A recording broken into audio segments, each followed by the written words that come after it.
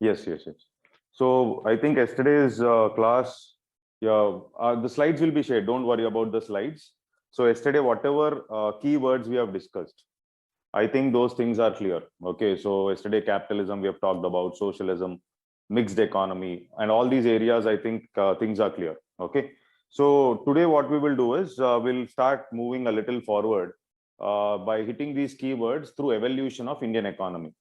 Now, if we talk about evolution of Indian economy, so I'll be talking about basically after 1940s, 1947, how India has evolved basically. Okay, so initially we adopted principles of socialism, isn't it? So initially we adopted principles of socialism, and our socialism was quite different from erstwhile USSR, and we called it as something like mixed economy. So that means though public and private sector participate in the process of the economic growth of the country, more predominance was given to public or the government sector. This is something which we know. So because of that, it was an era of license Raj. I used this word yesterday also. So you can see this picture there. So era of license Raj, what was the situation? So the businessmen did not have the freedom to do business. Their hands and legs are tied. If you could see this picture there, their hands and legs are tied with respect to doing business. That means there is no much freedom for starting even a very small business. Also, you have to take license from the government. To increase production also, you have to take license from the government. This is what his hands are being tied. And therefore, the problem here would be if your hands are tied, your legs are tied, in the sense like that means there is no freedom for doing business. And bureaucrats, for every license, you have to approach the government officer. So it also breeded in something called as corruption. So that is the reason, this is one of the important reason for efficiency not being there with respect to Indian industries. Efficiency not being there with respect to Indian industry. One second. Okay. So efficiency not being there with respect to Indian industry. So this was also called as the era of license Raj, where India's manufacturing was not doing well. I also want to give you one more picture here during this point of time. What was that is, see, so this was the era of license Raj.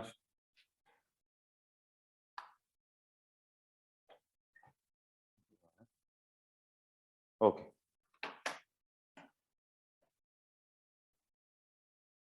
So during license Raj, for licenses, you had to wait, etc., etc. And industries did not develop, obviously. Industry regulated. So industry was regulated. So what I mean by regulation? So government approvals. Okay, government allotting licenses. Okay. Similarly, during that point of time, after the British rule, we wanted to protect the labor. So we came up with stringent labor laws. Very important point. I'm making one more point here is stringent labor laws.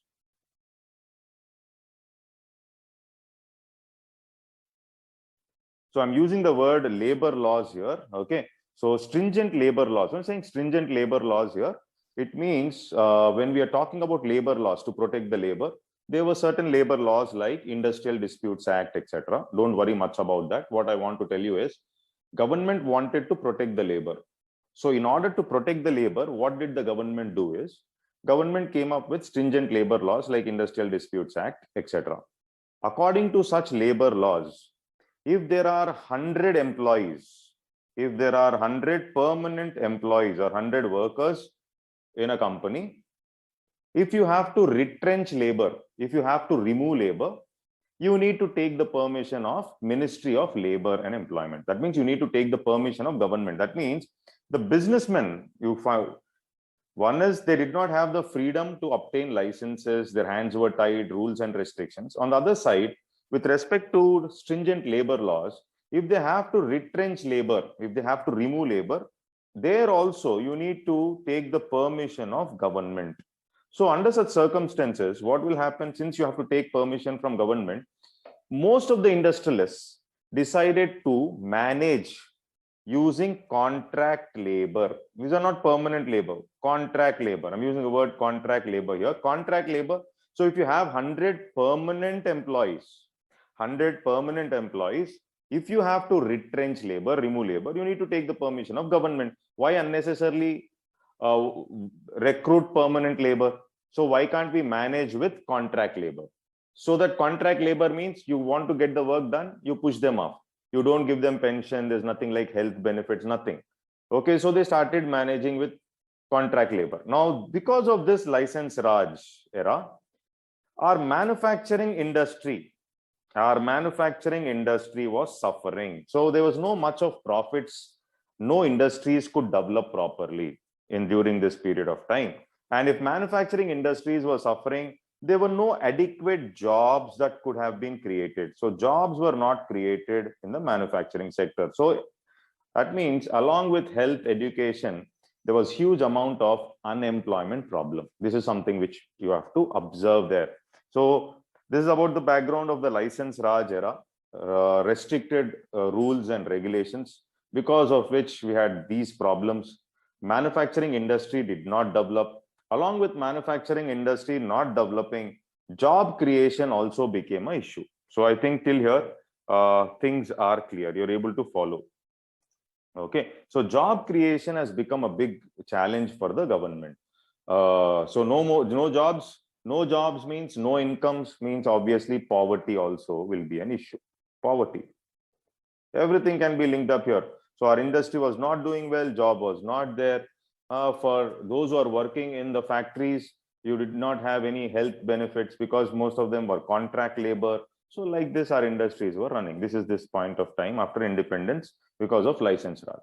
One more important aspect which we need to observe here is during the same period, okay, so we call India, India is one such country. India is one such country where, we were talking about agriculture being the bedrock, okay, or backbone. But after independence, we were not self-sufficient. Self-sufficient means we were not in a position to feed our population. Huge population, but we were not in a position to feed our population. So that means there is a problem even with respect to our agriculture.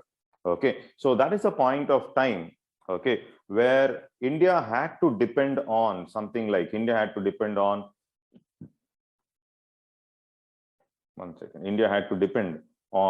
other countries for food imports. So we were not able to produce food grains sufficient enough. We were not able to produce food grains sufficient enough to supply to our population. So we had to depend on other countries for food imports. Now, this is a very big challenge because when you're depending on other countries for necessities, you should never depend on others for necessities because you lose your sovereignty, you lose your freedom. They will take decisions for you. Okay, so this is a big challenge which we were facing during that point of time after independence. Okay, so we had to depend on this program called Food for Peace program, or US was trying to help some third world countries with respect to giving cheap food grains to handle hunger. Okay, so there is this Public Law 480, or we call it as PL 480 program, through which US was supplying food grains to third world countries. And India, since we were starving, we also wanted to depend on PL 480 scheme of the US. And at the same time, when we have to make payments to US, we were not in a position to make payments in dollars. We did not have sufficient dollars to make payments. So they were ready to accept rupees from us, Indian rupees from us, and give us cheap food grains through this scheme called PL 480. So on one side, license Raj and industry and jobs. On the other side, India was not doing well with respect to agriculture, starvation deaths, etc. So we had to depend on other countries even to feed our population. And especially we were dependent on the scheme of US called Public Law 480, through which as part of the Food for Work program, okay, Food for Peace program, US was supplying food grains to other third world countries at throwaway prices. Throwaway prices at lesser prices. It's not free. Okay, so it's not free. That is something which you have to remember. It's not free. Okay. Repeat once again. Which area you want me to repeat?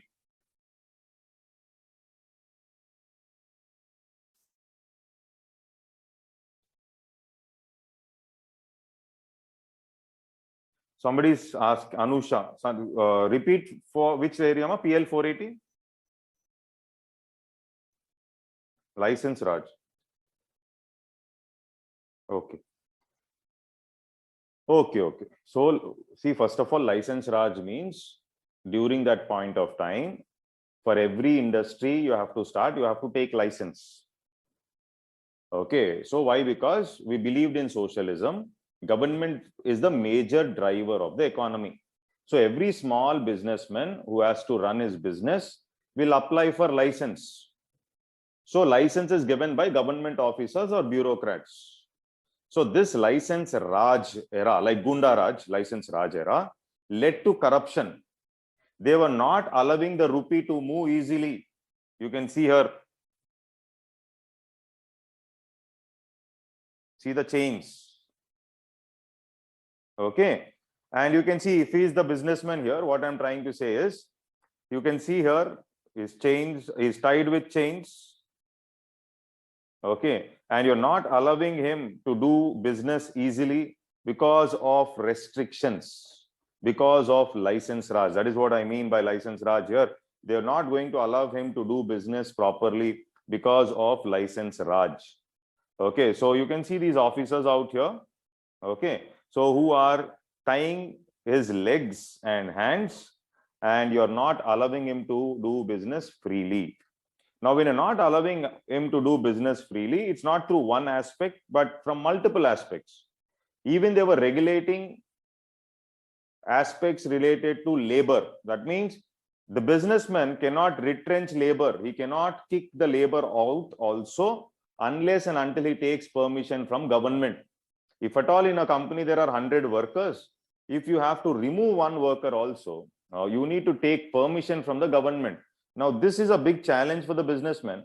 So what he will decide, why to have 100 employees, permanent employees, why can't I manage with contract labor? So if he is going to decide, what is going to happen? You cannot create permanent jobs. You'll only be, there will be contract labor. So that means on one side, manufacturing was not doing well. On other side, a lot of restrictions. Because of that, there is corruption.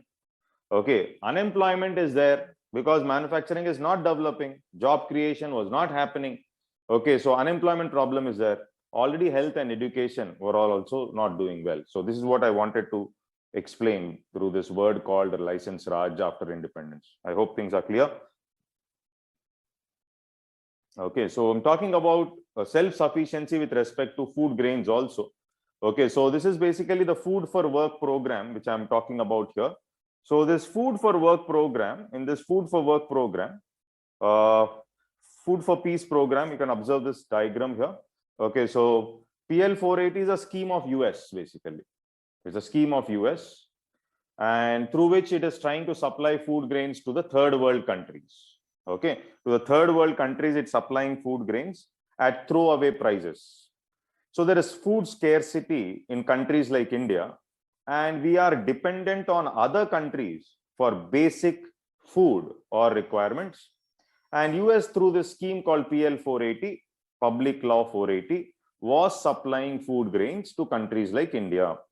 Now the problem here is, one is, they were supplying us food grains not free of cost, but at a little lesser price, and they were accepting Indian rupees to supply food grains. Basically, they don't accept rupees, but here as a convenience, they started accepting Indian rupees and supply food grains. Okay, so you can see this chart here. The food minister is trying to handle food scarcity, okay, through this scheme called PL 480. India is not sufficient. You can see US here. Okay, so US scheme of PL 480, you are trying to handle food security. But just understand, such a huge population like India, can you handle food security, or can you handle food scarcity through food imports from other countries? It's a very difficult task. It is very, very important that countries like India become self-sufficient with respect to handling food security by increasing our agricultural output. This is one important aspect. Another important aspect which you need to observe here is, if you are dependent on other countries for basic necessities like food, it is not going to be good. It's going to be a problem. It's going to be a challenge. Why it's going to be a challenge is because if you're dependent on basic necessities like food, they can command India, or they can decide. Tomorrow they may say we'll stop PL 480 if you're not listening to us, or if you're not spreading principles of capitalism. Whatever it is, never a country should be dependent on other countries for basic necessities. This was observed. And since this is there, we also focused on something called as agriculture in the first 5-year plan. So in the first 5-year plan, yes, we wanted to first become self-sufficient with respect to agriculture. Obviously, why? Because food security is the most important aspect. And therefore, in the first 5-year plan, we had to focus on agriculture. So no doubt about it. So we decided to focus on agriculture in the first 5-year plan. So what was the focus in the first 5-year plan? It was agriculture. Reason being, we wanted to become self-sufficient with respect to basic food. Okay, so this is what we did. So in the first 5-year plan, we decided to focus on agriculture. And though we started focusing on agriculture, we did not become self-sufficient till 1967-68. Remember this. Agriculture remained as a subsistence sector only. What I mean by subsistence here, subsistence means you are just, it is not even hand to mouth. Okay, so it is basically not even your basic needs are met. And there are multiple reasons why our agriculture was suffering. Now try to observe from situations around you. During the British era, that is during the British government's period, British government came up with certain tenancy laws, like, for example, it has come up with Zamindari system. I think most of you should be knowing about Zamindari system. You'll watch in the movies also, they show. Okay, so Zamindari system is there. You also have something like the Raitwari system, etc., etc. Now, what happened in this Zamindari system? The British government appointed some Zamindars. And these Zamindars were the intermediaries. They were the people who were trying to collect taxes from the peasants, from the farmers. But the main challenge there was these Zamindars were ruthless. The British government, alien government, was always interested in money. And Zamindars were also interested in making money. And they were exploiting the farmers or exploiting the peasants. Okay, so the rent that was collected, the taxes that were collected were exorbitant, very, very high. And this was a very, very big challenge for the peasants because of these British tenancy rules which the British government has come up with, like the Zamindari system. Now, one more observation here is, after independence also, almost like 53% of the land was under the control of Zamindars.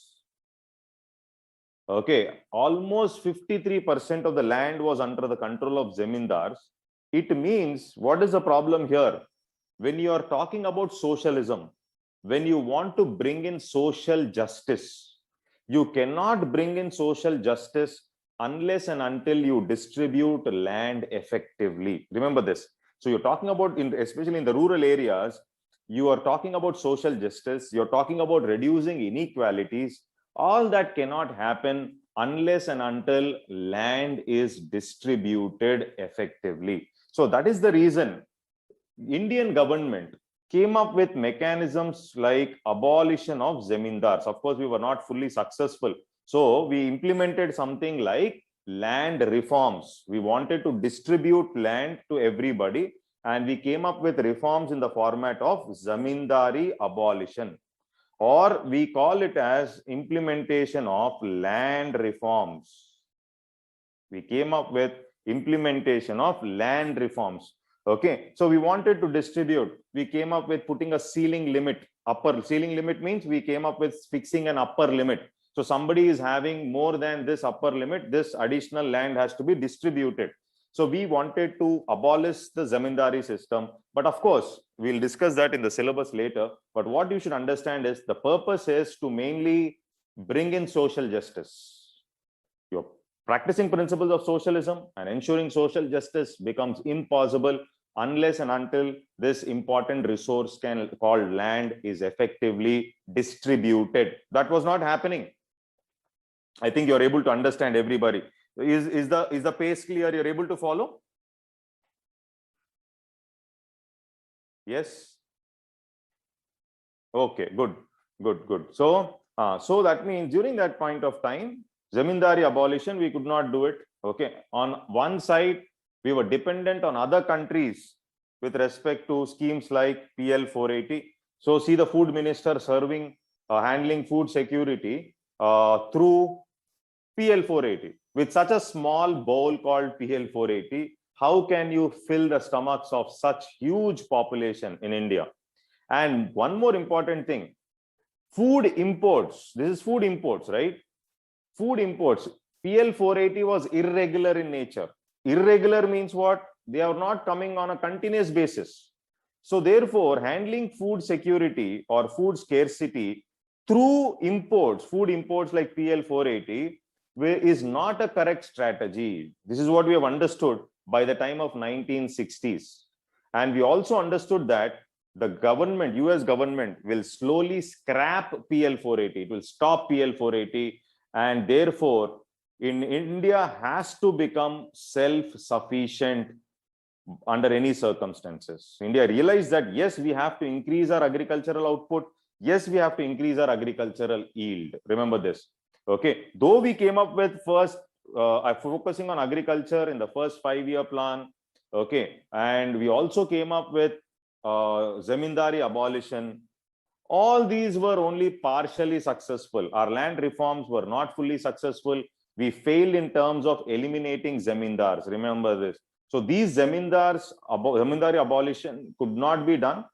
And one more problem is, because of these zamindars, and there was one more system called the Raitwari system. One was the zamindari system. Don't worry much about it. Raitwari system means what? What happens here in this? The British government used to directly take the revenues collect taxes from the peasant. So from the farmer, the British government used to directly collect the taxes. Okay, and the money that is collected is huge. Now, when there is drought, when there is a problem, the farmer will not be in a position to pay money to the British government. Under such circumstances, the farmers or the peasants are forced. So what will the peasant do? The peasant will start depending on another parasitic class called money lenders. So dependence on money lenders increased because of these British systems of Zamindari system or Raitwari. Zamindari system, what happens? Intermediary called Zamindar is there. He is going to collect taxes on behalf of the government.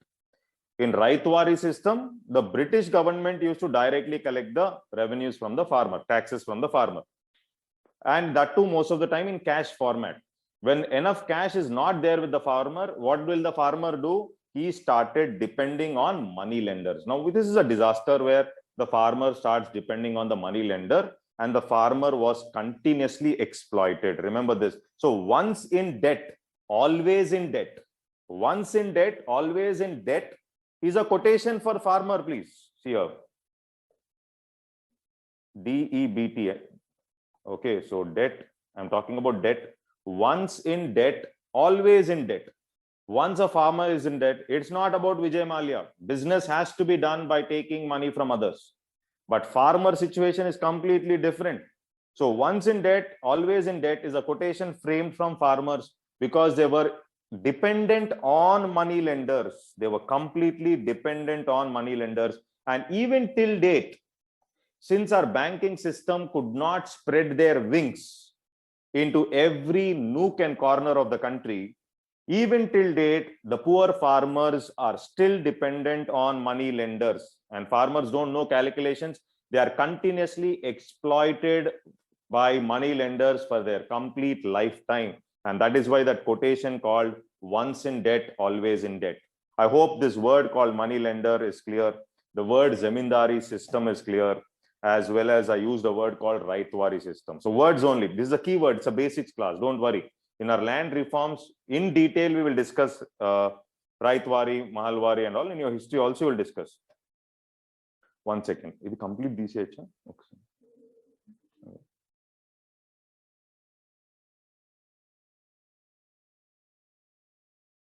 One second. Okay, fine. Thank you. Okay. So this is about the focus on agriculture. So first 5-year plan, we were focusing on agriculture. Okay. Now talking about the second 5-year plan. Now immediately after the first 5-year plan, what did we do? Now this is one more thing. So after the first 5-year plan, okay, so suddenly our focus shifted towards second 5-year plan. The second 5-year plan, we decided to focus on heavy industry, like the iron and steel industries, Now, sir, is there a problem of focusing on heavy industry? There's no problem. We wanted to become self-sufficient. We did not want to depend on other countries for bigger industries like iron and steel. And therefore, we decided, yes, we will go ahead with focusing on heavy industry model in the second 5-year plan. But the problem here is, we started focusing too much on iron and steel. Through this Nehru's Mahalanobis model, you call it as, don't worry about that. The Nehru's model, Mahalanobis model, you call it as. Okay, don't complicate it. Second 5-year plan, heavy industry, that much you remember. So this heavy industry model, if we would have spent similar amount of money on textiles, textile is a small industry. We were spending money on textiles. We can spend money on steel, the bigger industries like iron and steel. Now the problem is, yes, bigger industries, you have to focus. You need to become self-sufficient, no doubt about it. You can't depend on imports from other countries for steel industries. All that is fine. But if for every 1 rupee spent here, if the same rupee is spent here on textiles, on smaller sectors which are labor intensive. Now I'm using a word here, very important word, labor intensive. Okay, another word in the basics class would be capital intensive. Okay, one word is labor intensive, another word is capital intensive. So labor intensive is there, and another one is capital intensive. So when I'm using the word labor intensive, it means more labor is involved with respect to the production. Okay, so if you're spending money on textile industries, you can create 400 more jobs in comparison to iron and steel. Now, this is one statistics. So spending money on 1 rupee spent on textiles, same amount of money spent on steel, you will be able to create 400 more jobs in textiles in comparison to steel. The problem here is not that we have to, it is wrong that we have focused on steel. It's okay that we focused on iron and steel, the bigger industries. But at the same time, we should have also focused on certain industries and sectors like textiles. That is one aspect which you should observe in the second 5-year plan. Another important aspect which we should observe is, if you're focusing on iron and steel, who was the major driver of the economy? Was it private sector? No, it was government basically. So government was trying to handle these setting up bigger industries, and government was highly inefficient. I think everybody knows this word called, okay, so this word called iron and steel industries. So during that point of time, it was government. Somebody has written 3 main iron steel industries in second. So don't worry about the facts now. All that content is there. First focus on the keywords, ma. Okay, so government basically, government started focusing on iron and steel industries. And one more important problem there with respect to government was highly inefficient. That means even with respect to these bigger industries also, we were not good. Government was highly inefficient. We neglected with respect to focus on textiles. And during the same point of time, what happened was, in the early 1960s. So in the evolution process, we have seen first 5-year plan. We have understood PL 480. Government came up with implementing land reforms, dependence on farmers on money lenders. Self-sufficiency was not there with respect to agriculture. Because of license Raj, our industry was not doing well. Because of stringent labor laws, employment generation was also not happening. Manufacturing sector was not doing well. Because manufacturing sector was not doing well, creation of jobs was becoming difficult. Now, this is what you have to understand till 1960s. Guys, please don't focus on facts now. Okay, so start focusing on understanding in the first 16 hours. Please focus on understanding the words and the concepts. Okay, so don't get into the details of facts, because I'm not touching any facts. Till now, I've not touched any facts. In fact, facts starts from 1930s onwards, from Great Depression. We've not touched anything related factual data. Okay. Somebody is mentioning there as heavy industries capital intensive, obviously. So here, one word which we have discussed there is labor intensive. So labor intensive, you need more labor. Another word opposite here would be capital intensive. So one is labor intensive, another one is capital intensive. So capital intensity means it is investment driven. It is technology driven. It is investment driven. Okay. So capital intensive. So more focus on capital intensive industries than labor intensive industries will create the problem of jobs. Of course, the scenario changes presently. Now, if you are talking about technology and all, so government's policy right now, government wants to focus on capital intensive industries. Government wants to increase efficiency.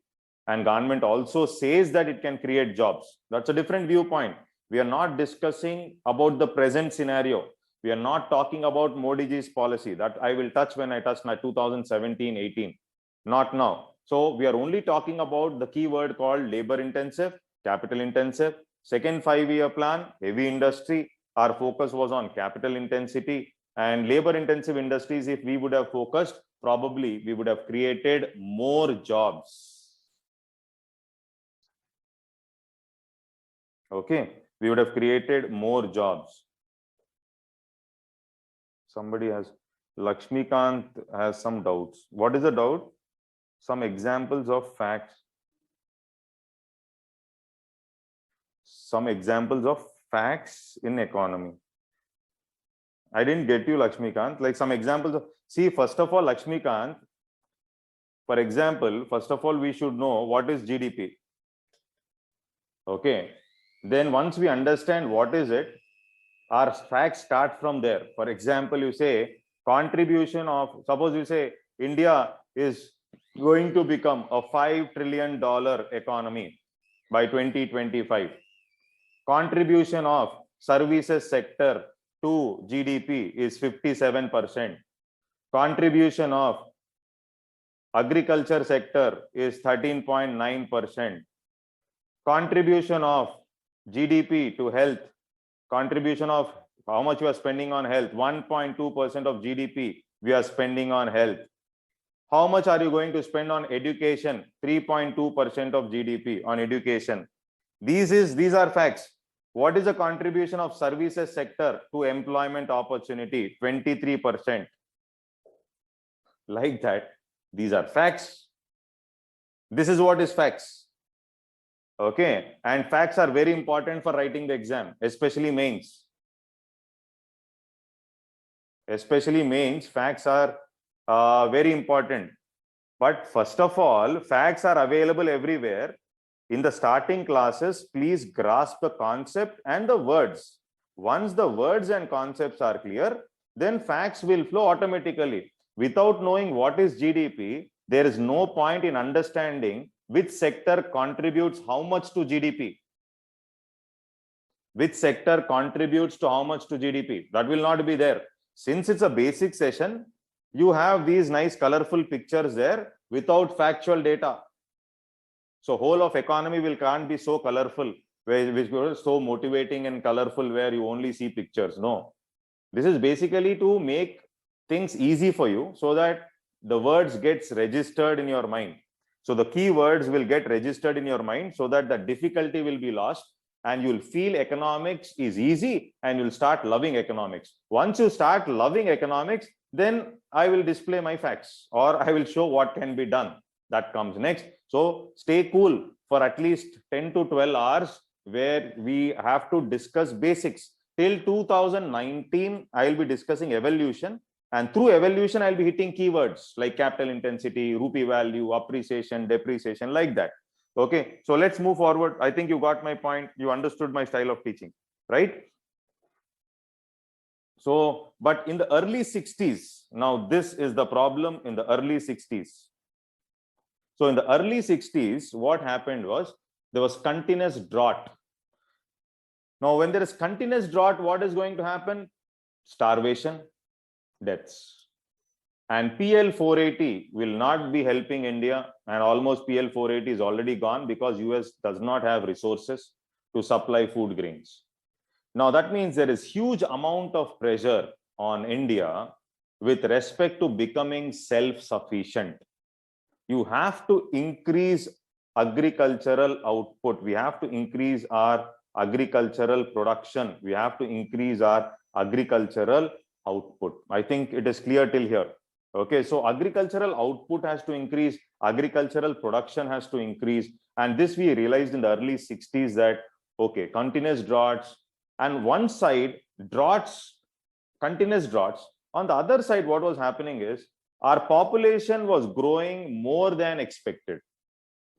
We expected that our GDP will grow. For example, I don't want to use the word GDP. I'll say our economy will grow at a rate of 5%. Our expectation was our economy will grow at a rate of 5%. We expected, okay, but economy was growing at a rate of only 3% in 1960s. Economy growth, output growth, expected 5, okay, but reality. Population, we expected that it will grow at 1.2%. Population will grow at 1.2%.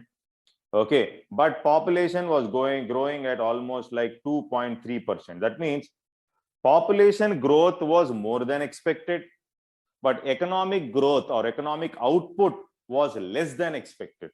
Economic output was less than expected. Population output was more than expected. Now, this was the situation. So problem is what? To this increasing population output, with the increasing population, how do you provide food security? On one side, you cannot depend on PL 480, and on the other side, you have drought and starvation deaths. So therefore, how are you going to bring in that stability, or how are you going to ensure food security has become a big challenge for the government? It has become a very big challenge for the government.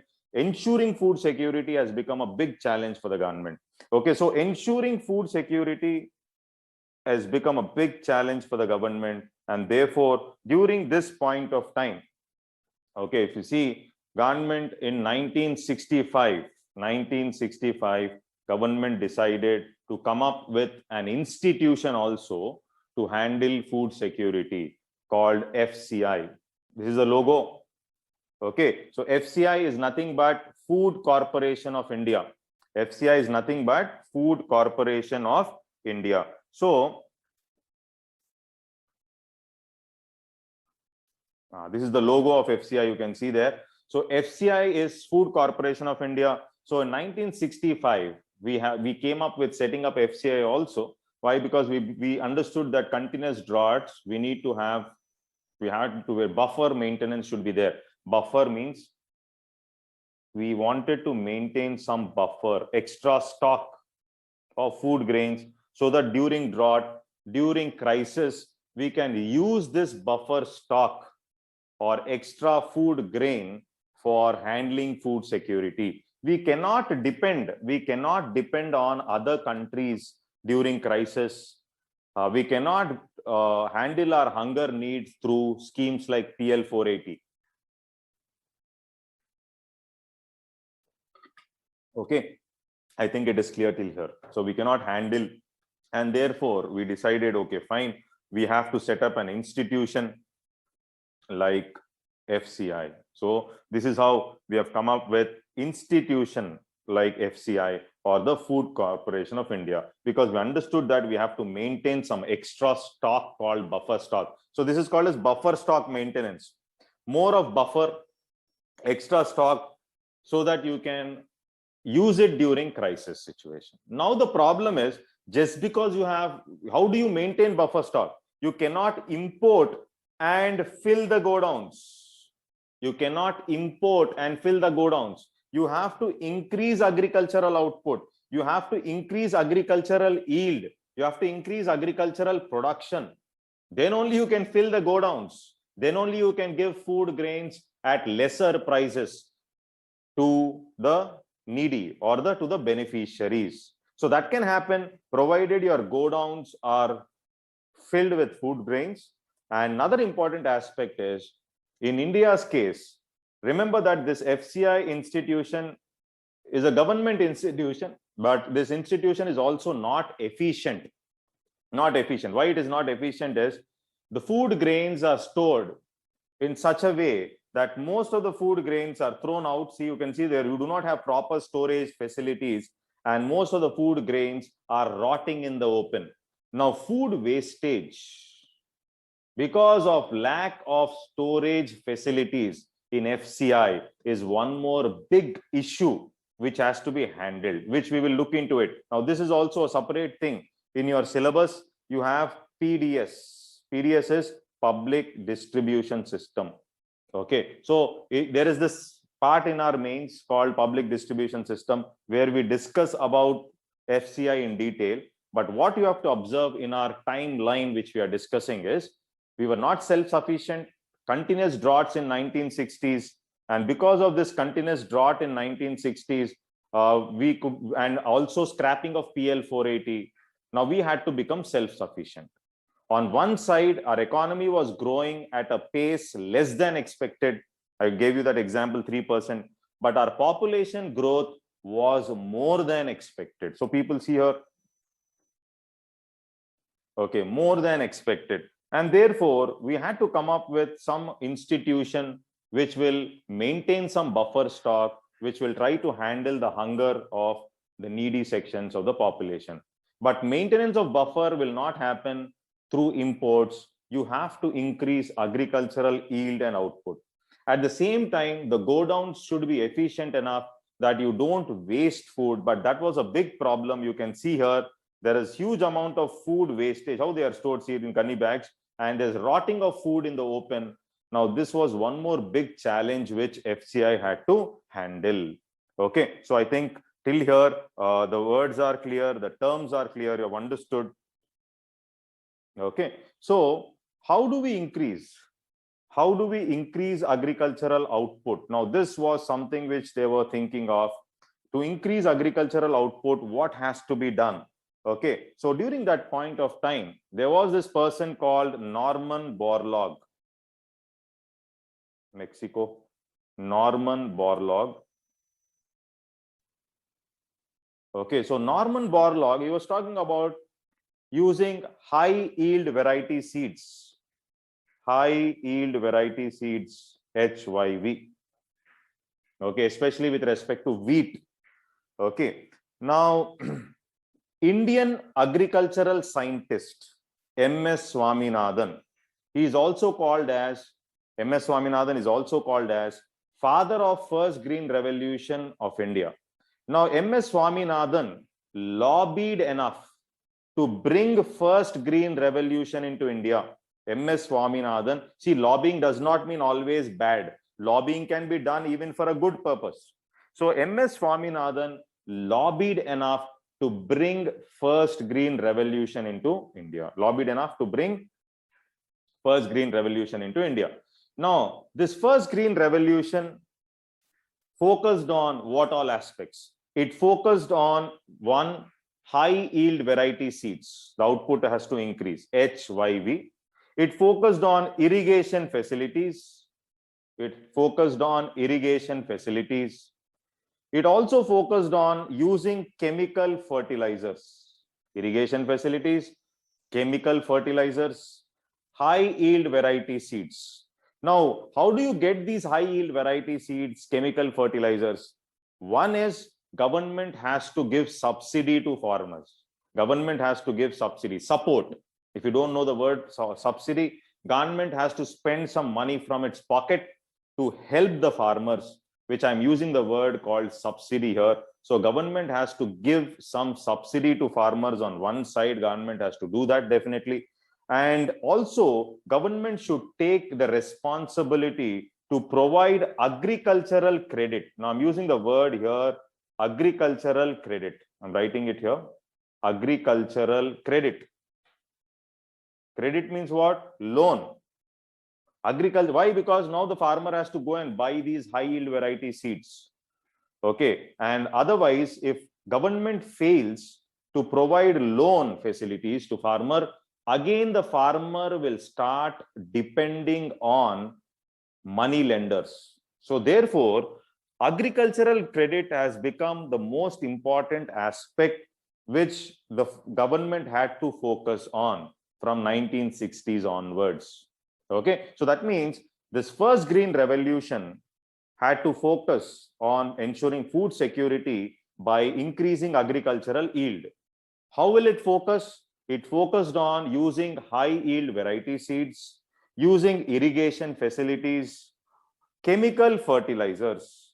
Along with these, the government had to also focus on providing proper agricultural credit to the farmers, providing proper agricultural credit to the farmers. So this was the focus of first green revolution. Now, was this first green revolution successful? There will be always any policy, there will be positives and negatives. Okay, so now if you get into depth of agriculture, I don't know, because you're freshers, and so Modi ji has come up with new farm bills. Okay, that is in newspapers. Now I'm not going to discuss that. It's a basic class. Farm bills. You know that some farmers are protesting, especially these farmers are from Punjab and Haryana. Why are they protesting? There is a different story altogether. That if these bills, because of these bills, the concepts of the minimum support prices, guarantees to the farmers may go. All that is not our job right now. But what you will try to understand is, remember, first green revolution was successful in increasing the agricultural yield. Definitely, yes.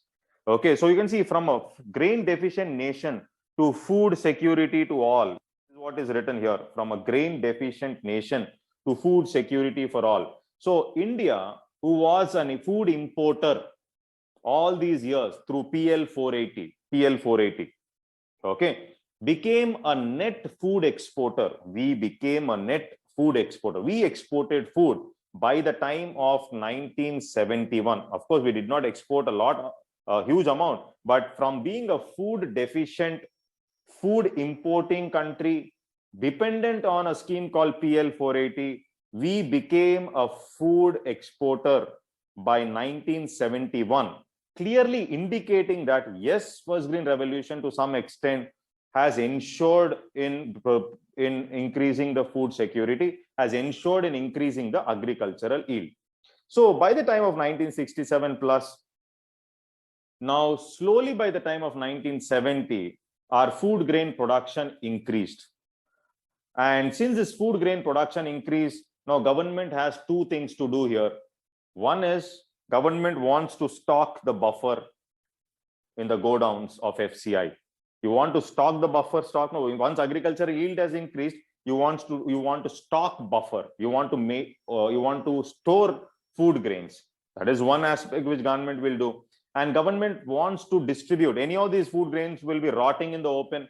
Now you want to distribute these food grains to the poor people at throwaway prices. So they came up with food for work program. You want to sell food grains, to give food grains to poor people through the ration shop concept. Ration shops concept, you want to give food grains to the poor people. And it is also vote bank politics. You can win your elections saying that we have provided food security to the nation. So either ways, because of increase in agricultural yield, it benefited the government in terms of implementing such programs. Okay, so I think till here, I think the keywords like FCI is the keyword, buffer stock is a keyword. Okay, no complications. Initial 1960s drought, Okay, so that keyword is clear. Food security is another keyword. Capital intensity, labor intensive. Second 5-year plan, we focused on what? Heavy industry. First 5-year plan, agriculture. We were not self-sufficient. We were not self-sufficient. Okay, so that is something which, PL 480, Food for Peace program. This is, we are trying to import food grains from country like US through this scheme called PL 480. That's a keyword there. So I'm talking keywords here, observe. License Raj, jobs, manufacture sector not doing well, contract labor, Zamindari system, all these are some keywords which we have seen till now. I hope you are able to observe the keywords. I hope you are able to observe the keywords. So you're okay. So that is very important. You're in this basics class, you should be in a position to grasp the keywords. Okay. And then subject becomes very, very simple. I can give you 100% guarantee that the subject becomes very easy and simple once you know the words related to economics. And once then you can start reading the newspaper also. See, once you know what is PL 480, food security, ration cards, now currently what is government talking about? During COVID crisis, now government is talking about protection to migrant laborers. Government is talking about one nation, one ration card. One nation, one ration card. Why? Because now migrant laborers will get affected. They can't go to the ration shops in their towns, and they, for the sake of food security, during lockdowns, during pandemics. So there are policies and discussions now in the newspaper talking about these aspects. So don't worry much about that. That would be a continuation once your basics are clear. Okay, till here. I hope till here. At the end, we will write the keywords. Now don't worry. So just concentrate on our discussion. Okay, so just try to concentrate on our discussion. This is the FCA.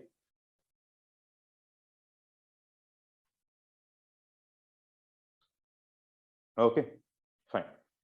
So 1960s, by the time of 1967, now as part of first green revolution, we wanted to also increase or improve agricultural credit. We also wanted to improve agricultural credit. Okay, so how do you increase agricultural credit? Okay, so first of all, banks should be set up in every nook and corner of India. Banks should be set up in every nook and corner, every rural area. You can't travel 15 kilometers to have access to a bank. Now, that is the case when the probability of you going to a bank or depending on a bank will be less. So you'll not put your money in the bank. You'll not take loans from a bank like this. And providing agricultural credit to farmers is not possible unless and until you focus on financial inclusion. I'm using a word here. I'm using a word called financial inclusion. One more key word here, financial inclusion. Use the word here. Okay, Modi ji also came up with schemes like Pradhan Mantri Jan Dhan Yojana. Okay, Pradhan Mantri Jan Dhan Yojana. And the primary objective of Pradhan Mantri Jan Dhan Yojana was also financial inclusion only. Now, what is this financial inclusion? It is nothing but spreading of financial services or banking services to every nook and corner of India. Spreading of financial services or banking services to every nook and corner of India. So that is what is financial inclusion. So unless and until you set up banks in every rural area also, you cannot focus on agricultural credit, definitely yes. You cannot focus on industrial credit also in the rural areas. Okay, so in 1969,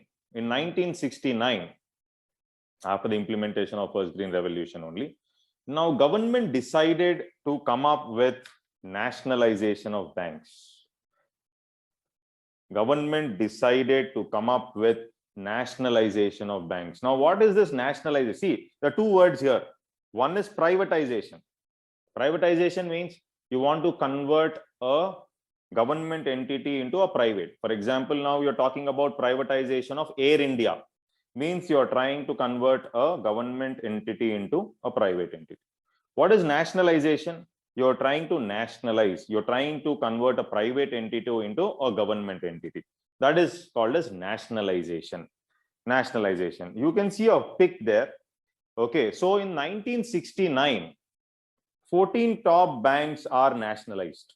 In 1969, 14 top banks were nationalized. So nationalization of banks, we're referring to nationalization of banks. So in 1969, 14 top banks were nationalized. And in 1980, another 6 banks were nationalized. 1980, another 6 banks. This is 1969. 1969, this is the newspaper there. 1969, 14 banks were nationalized. Of course, see here, a vital step, says Indra.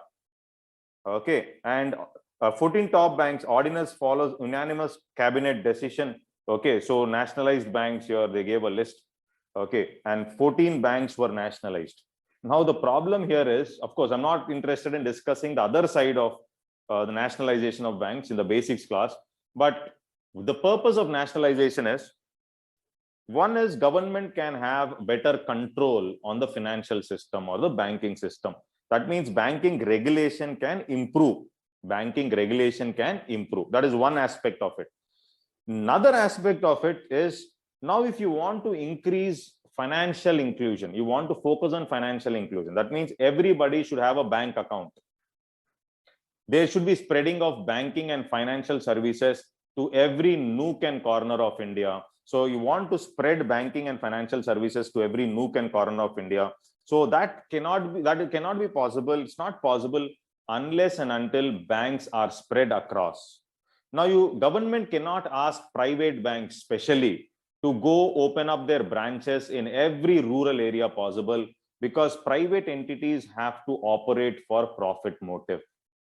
So nationalization of banks, now government can take up decisions to increase the bank branches in every nook and corner or every rural area possible. Now, unlike nationalization, presently what government is doing, observe, presently what Modi ji's government is talking about, Modi ji's government is talking about bank privatization. Observe that, no? So now you are talking about bank privatization, you're talking about merger of banks. But in 1969, they were talking about what? Nationalization of banks. 14 banks were nationalized in 1969 and another six were nationalized in 1980. So around 20 banks were nationalized by the time of 1980. So there are many many objectives of bank nationalization, but one of the objective of bank nationalization is financial inclusion. Spreading of banking branches to every nook and corner. So everybody should have access to the banking system to spread financial inclusion. I think this word called financial inclusion is clear for everybody. Till here, I hope everything is clear. I hope you are able to follow. You are able to understand very clearly. Any difficulty? Later on, if you are interested, you can see, okay, was Indira Gandhi madam's right or wrong? Okay, did they give the money, really money was given in cash format to the bank for nationalization? This is out of interest and curiosity, you can read. Or did they give something else? Did banks really like it? Okay, did banks really like it? So like this, out of interest and curiosity. So my objective is to touch the keyword, and you can again go through it. So again in the banking class, we can discuss in detail. So 1969, 14 banks were nationalized. And in 1980, another 6 banks were nationalized. And there were many objectives, but one of the most important objective of nationalization is financial inclusion. Financial inclusion, that is spreading of banking services to every nook and corner of India. Spreading of bank services to every nook. Even today, we know there's a problem of using ATMs and plastic money, cards, etc. Now, what is the benefit of financial inclusion? If everybody is going to have bank account, there are many benefits.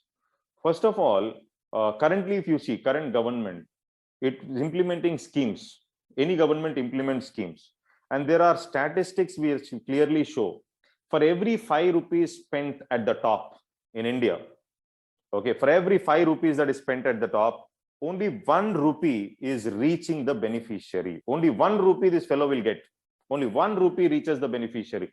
In between, you have corruption, you have leakages, etc.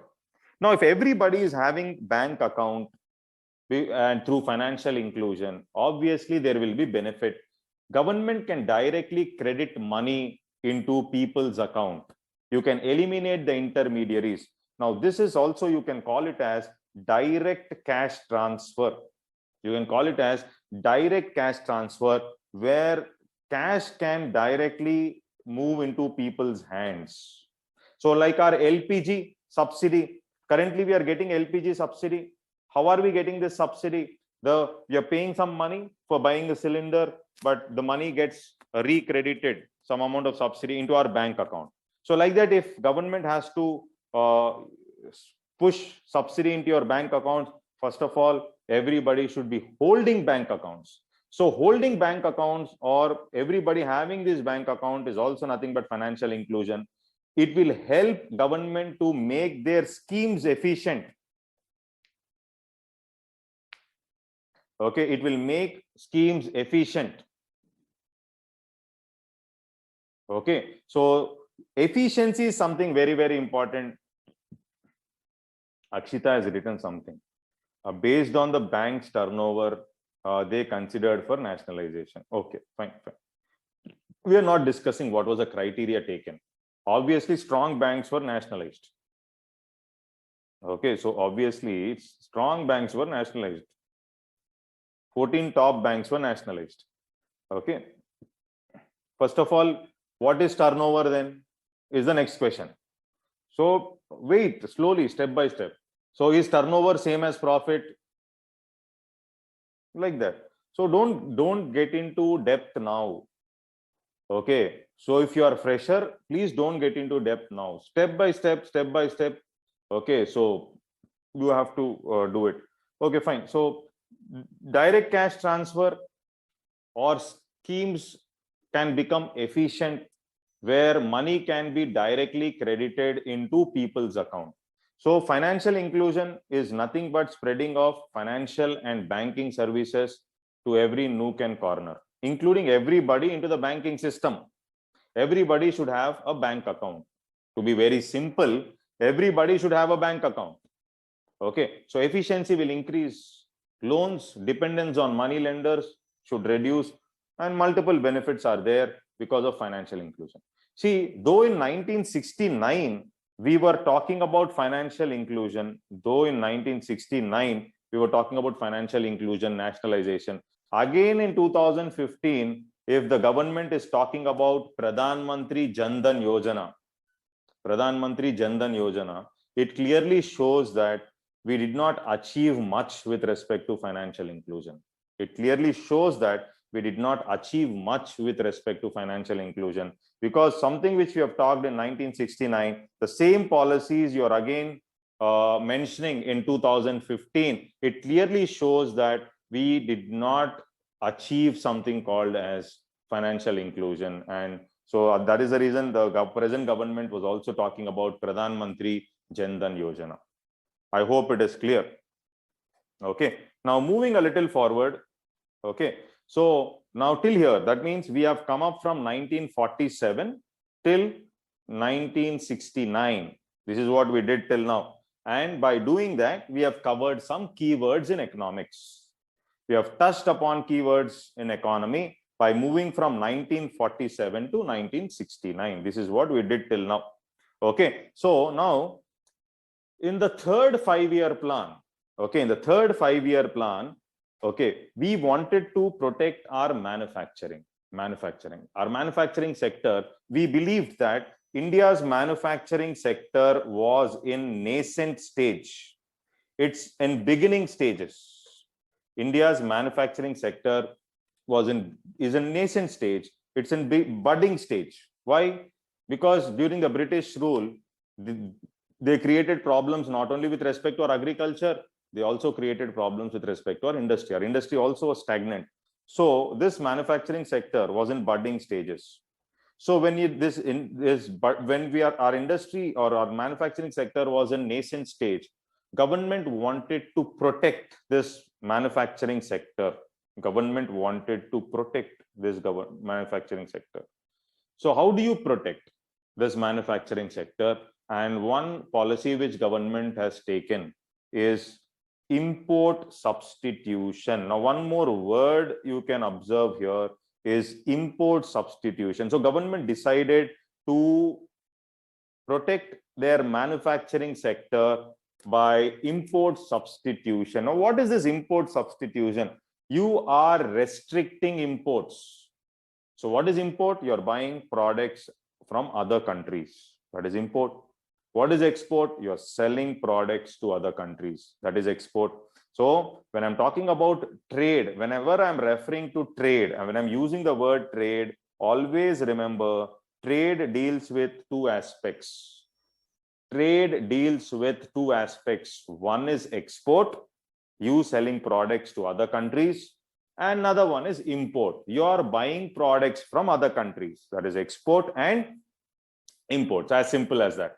Okay. Now, since Indian government wanted to protect our manufacturing sector, which is in nascent stage, in the beginning stages, so nascent stage. So therefore, they decided on policy like import substitution. Now, what is this import substitution? You are trying to substitute imports, or you are trying to restrict imports by coming up with, I think I am coming in the way of this. So I'll show you this diagram. 1 second.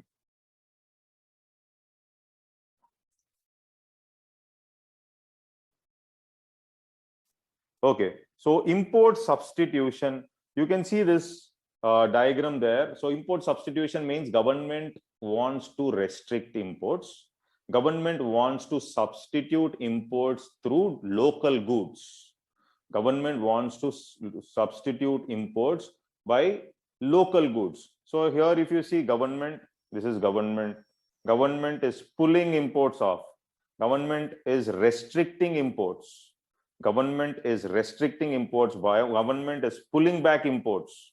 Okay, you have exports here. This is export. Now this is import. Government is trying to pull imports, or government is not interested, or government will try to replace imports with local goods. How can government do that? Okay, how can government do that? So that is what we have to see here. So when there is trade, when I'm using the word trade, remember, okay, so trade has two aspects. One is export is there, another one is import is there. Okay, so trade deals with export and import. Export means we are selling our products to other countries. Okay, import means we are buying products from other countries. We are buying products from other countries. So government wants to restrict imports, push. So how will government do? Government will come up with restrictions or barriers. Government will come up with restrictions or barriers. So those restrictions or barriers are also called as trade barriers. Trade barriers. You're trying to restrict imports, restrict export, or you're trying to restrict the trade. You are trying to put up restrictions. So that is nothing but trade barriers. That is nothing but trade barriers. Okay, so trade deals with export and import. Okay, initially we wanted to protect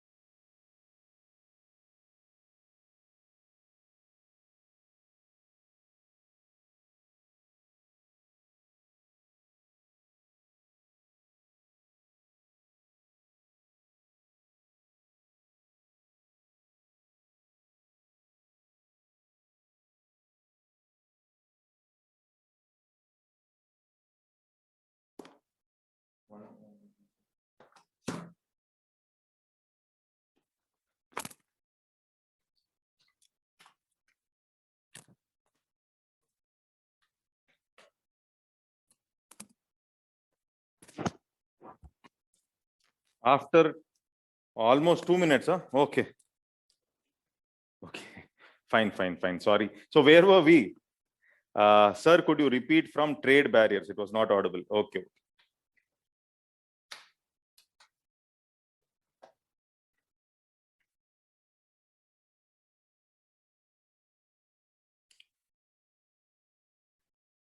Okay, I was audible till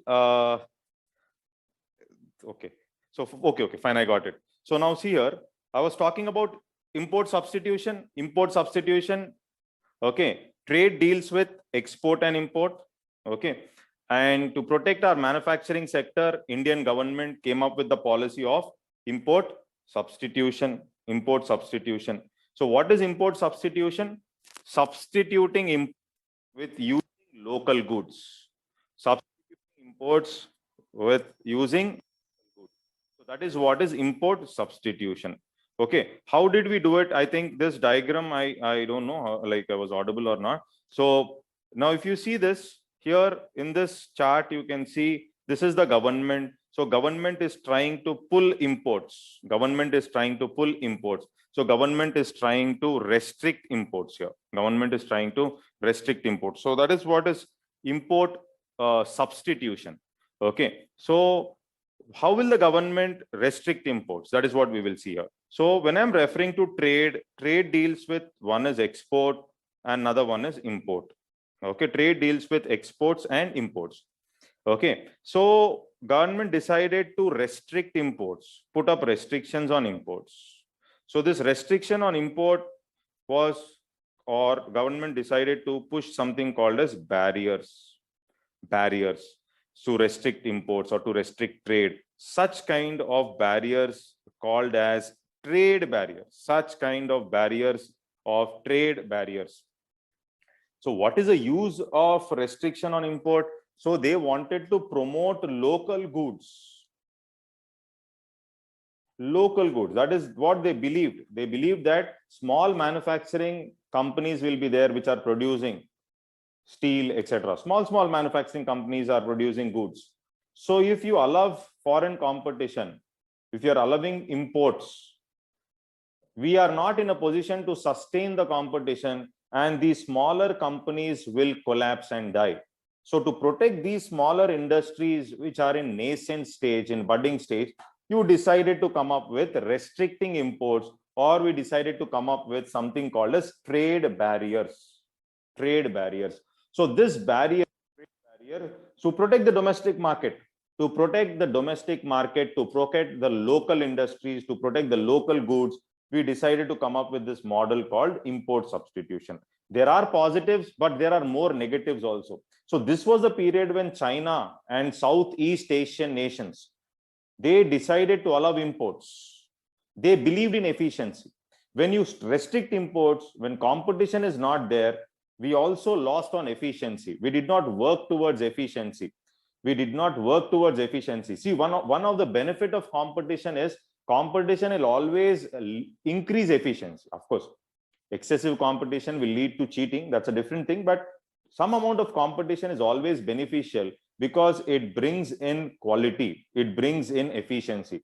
When you restrict, our manufacturing industries did not innovate. There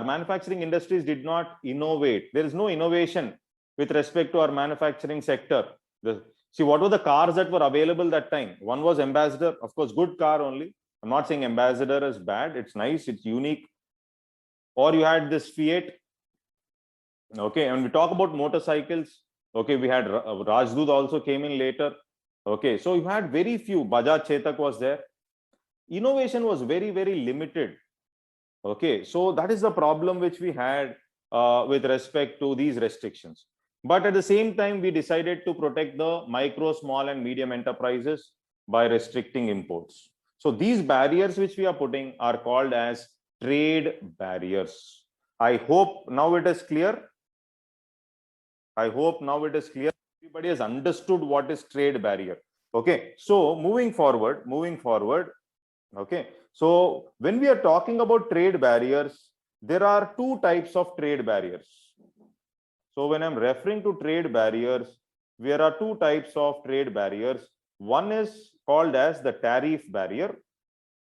One is called as the tariff barrier. Tariff barrier. Another one is called as the non-tariff barrier. So one is the tariff, another one is the non-tariff barrier. Tariff barrier is a barrier in the form of tax or duty. Duty, that means you're restricting other products, you're restricting foreign products by levying duty. You're restricting foreign products by levying duty or tax. Suppose when we talk about customs duty, okay, so I don't want to use the words now. So customs duties is levied on imports and exports. Okay, so I think most of you would have seen customs officers. Okay, so these customs officers basically are those officers in white dress. Okay, so customs duty is a tax which is levied on imports and exports. Suppose you want to restrict imports moving into the country, you can increase the customs duty. It is a tariff barrier. You can increase the customs duty. So we are increasing the customs duty. It's a tariff barrier.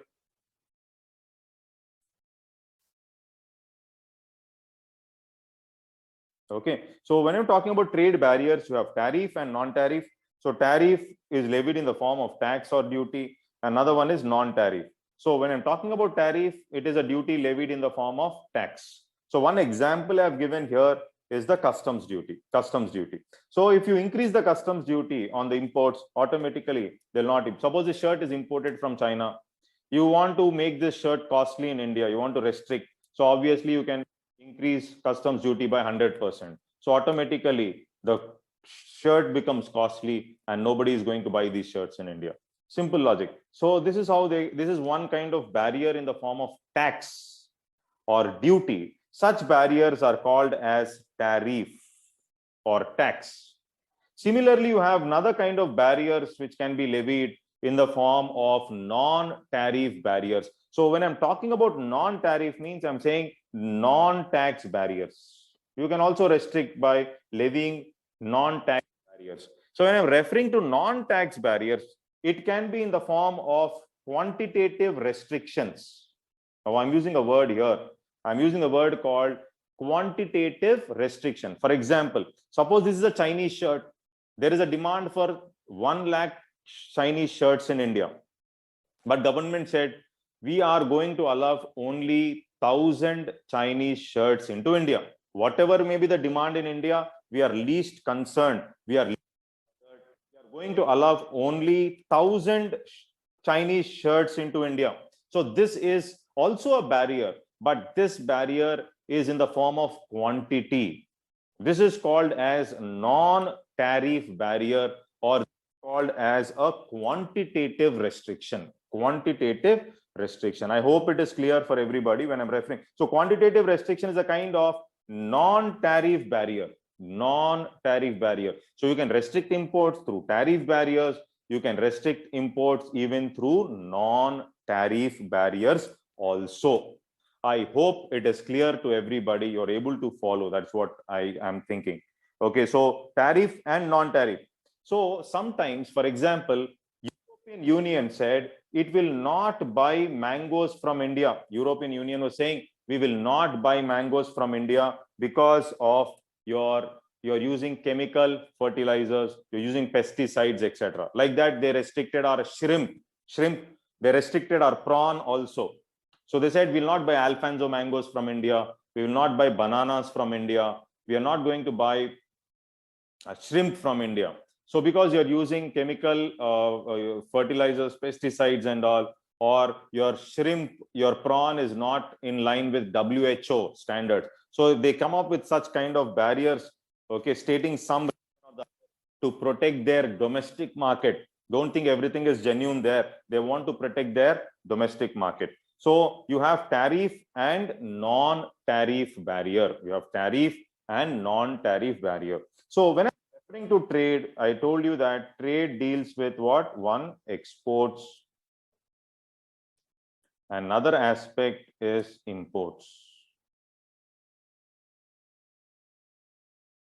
Another aspect is imports. You have exports on one side, you have imports on other side. So Okay, so now whenever international trade is happening, whenever international trade takes place, okay, this international trade is going to happen foreign currency. Whenever we talk about international trade, this international trade happens in foreign currency. So foreign currency. So foreign currency. Okay, so mainly which currency here? The most acceptable currency here is dollar. Tomorrow's class, I'll be discussing what are hard currencies, what are liquid currencies, and we'll discuss appreciation, depreciation. Tomorrow's class. That we can't do it now, but today let's try to understand. When we are doing trade with other countries, we are not going to do trade in rupees. Rupee is not an accepted currency. So generally we have four major accepted currencies. Okay, so such currencies which are accepted by everybody are called as liquid currencies, or you can use the word hard currency. Hard currency. Everybody is going to accept such currencies. So these currencies are called as liquid currencies or hard currency based on their acceptability.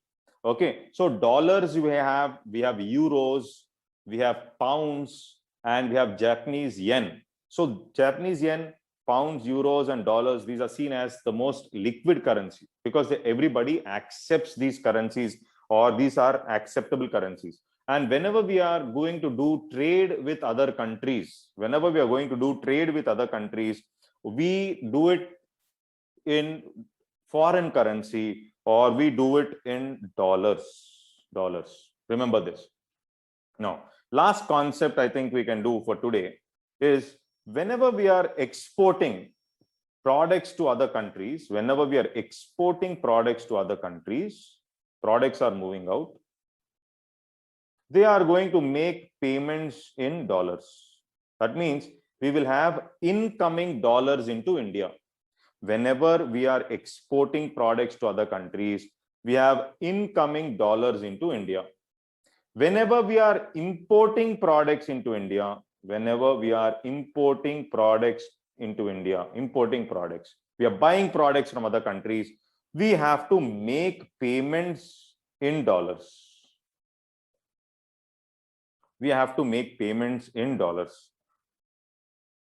Purna, I want to change the color. Okay. So here dollar inflow is there. When you're exporting the product, what is happening? We have dollar inflow into India. Okay. When you're importing the product, what is happening? We have dollar outflow from India. When we are exporting the product, we have dollar inflow. When you are importing the product, we have dollar outflow. Okay. So India's case, most of the time, our imports are more than exports. That is what you see in the diagram also. Our imports are more than exports. So that means we have more outgoing dollars. Dollars are moving out of the country. We have more outgoing dollars than incoming dollars. So our exports are more than imports. Are able to get this point? Our exports are more than imports. Okay. So, our imports are more than exports. It means there is more outflow of dollars. This is import. Outflow of dollars. Dollar inflow means it is nothing but export. I think they will have clarity on this. You got clarity on this. Okay, so that means here, if you see this deficit, I'm using the word deficit here, it means our imports are more than exports. You can see the weight of imports. Import is more than exports. Imports are more than exports means, suppose there is imports are more than exports means, let's say $300 have moved out of the country. But because of exports, $200 have moved into the country. Because of exports, $200 have moved into the country. Because of imports, $300 have moved out of the country. That is deficit. You can see the weight of the dollars imports more than exports. So ultimately, what will be left in the country? it will be minus $100. Minus 100. Why? 300 moved out, 200 came in. 200 you got, but 300 has moved out of the country. Ultimately, what is left? It is minus $100. So this minus is nothing but deficit. This minus is nothing but deficit. Till here, is it clear? Everybody's understood this? Everybody has understood this? Is it clear? So this minus 100. So this minus $100 is left in the country. This minus is nothing but deficit. So when will you have deficit? When import is more than export. When will you have deficit? When import is more than export. Okay. Now this deficit is caused by what? This deficit is caused by trade, and therefore you call it as trade deficit. This deficit is caused by trade, and therefore you call it as trade deficit. I hope everybody is able to follow. This deficit is caused by trade, and therefore you're calling it as trade deficit. So in simple words, what is trade deficit? It is nothing but imports are more than exports. What is trade deficit? Trade deficit is nothing but imports are more than exports. Imports being more than export is nothing but trade deficit. Is this clear, everybody? Understood? Okay. Now here, trade surplus. What is trade surplus? Export is more than import. See this? The weight of exports is more than import. So that means exports are more than imports means what? You will have more dollars moving into the country. More dollars moving into the country. So this is called as what? Trade surplus. Trade surplus. So trade deficit on one side and trade surplus on the other side.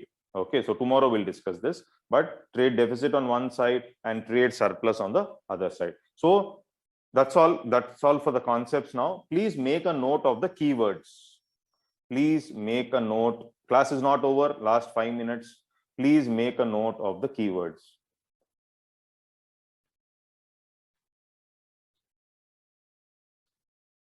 Okay, so write down. License Raj. Please write down the keywords. 5 minutes only. License Raj. License Raj. Okay. Two stringent labor laws. Stringent labor laws. Labor laws. LAWS. Then write down contract labor. Contract labor. See, contract labor will not have social security. Contract labor will not have no health benefits. Nothing will be there. Okay, so contract labor. Okay, contract labor. Then write down PL 480 scheme. PL 480. PL 480. Public law 480. Scheme of which country? You all know it's a scheme of US. PL 480. Okay, then write down first 5-year plan, agriculture. First 5-year plan, agriculture. Then write down zamindari system. Zamindari system. Then write down Raitwari system. Raitwari system. Zamindari system. Then write down Raitwari system. Then write down money lenders. Money lenders. Money lenders. Money lenders. Okay. Then write down second 5-year plan, heavy industries. Second 5-year plan, heavy industry. Then write down capital intensive sector, capital intensive sectors. Capital intensive sectors. Below that, write labor intensive sectors. Labor intensive sectors. labor intensive, more labor dependent. Then write down, then use the word food security. Capital intensive sector, labor intensive sector. Then write down food security. Food security.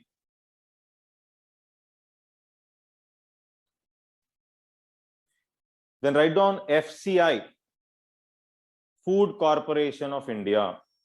FCI, Food Corporation of India. Then write down buffer stock. Buffer stock. Buffer stock. Buffer stock. Then write down normal Borlaug.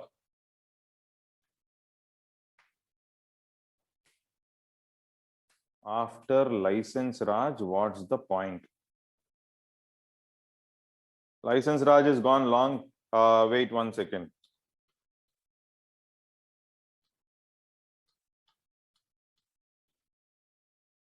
License Raj, I think I asked you to write down stringent labor laws. Stringent labor laws.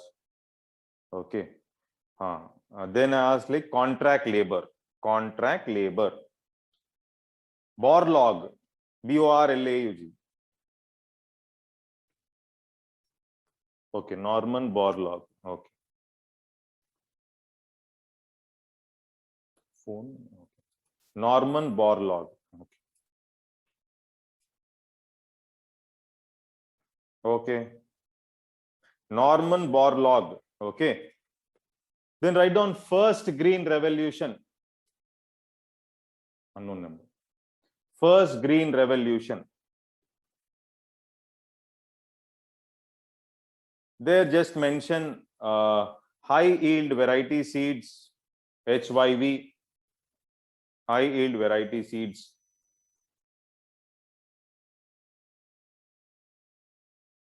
Agricultural credit, irrigation facilities,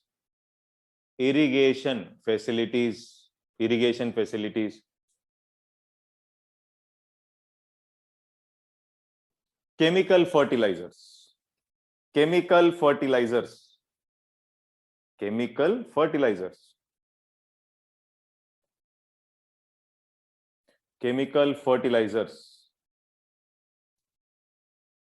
Okay. Then write down nationalization of banks.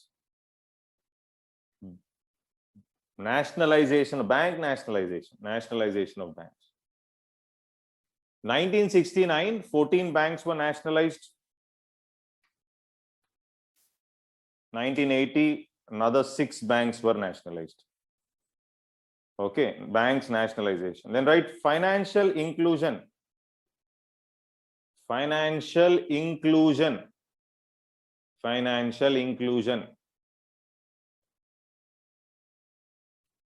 Then write down direct cash transfer. Direct cash transfer.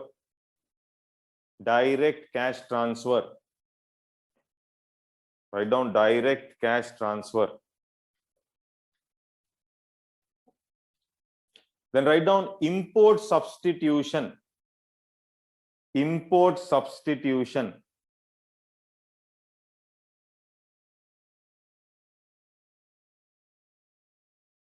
Then write down trade.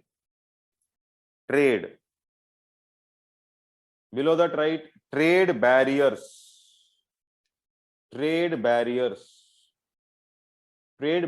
In bracket write tariff and non-tariff barriers. Write down tariff and non-tariff barriers. Then write down quantitative restrictions.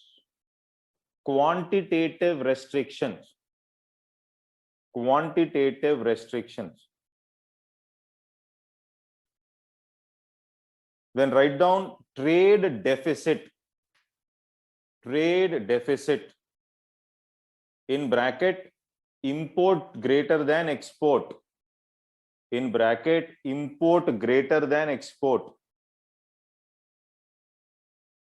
Then write down trade surplus. Trade surplus. Write down export greater than imports. Write down export greater than imports. Then last word, liquid currency. Liquid currency. Liquid currency.